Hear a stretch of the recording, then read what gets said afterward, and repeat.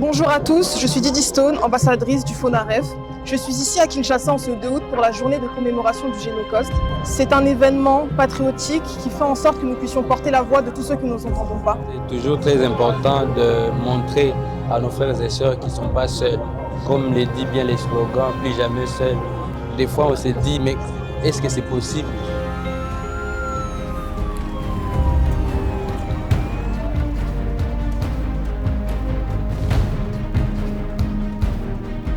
Le président de la République.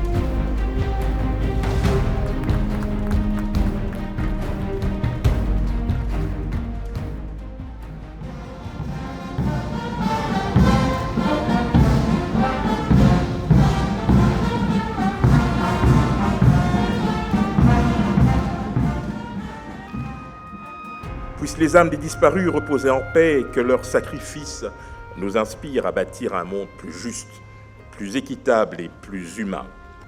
En ce jour de commémoration, nous disons plus jamais l'exploitation, plus jamais le silence, plus jamais l'oubli. Que la mémoire des victimes du génocide congolais soit une lumière qui guide nos pas vers un avenir où la dignité humaine est sacrée et où la justice triomphe de l'oppression.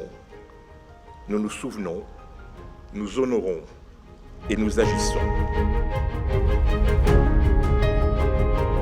Cette journée n'est pas une simple commémoration. Elle est un acte de vérité, une exigence morale, une réponse de la nation à l'indicible. Face à ce drame, l'État a choisi de ne pas détourner le regard. Le FONAREV, Fonds national de réparation des victimes de violences sexuelles et des victimes de crimes contre la paix et la sécurité de l'humanité, est né de cette volonté inébranlable, celle de reconnaître, de réparer et de faire justice. Depuis 3 ans, le 2 août occupe une place significative dans l'histoire de notre nation.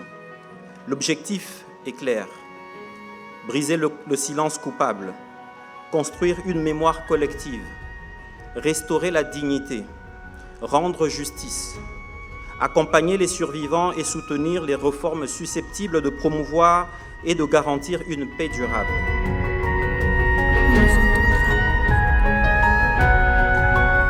Ils sont venus dans notre maison. Ils ont tout pris. Mes très chers compatriotes, en ce 2 août 2025, jour hautement symbolique, nous nous rassemblons en ce lieu, désormais érigé en mémorial du Génocoste, pour arroser une sémence de conscience collective que notre peuple a fait germer il y a 2 ans. Nous sommes venus répondre à un triple appel. L'appel de la mémoire, l'appel de la dignité, l'appel de la justice.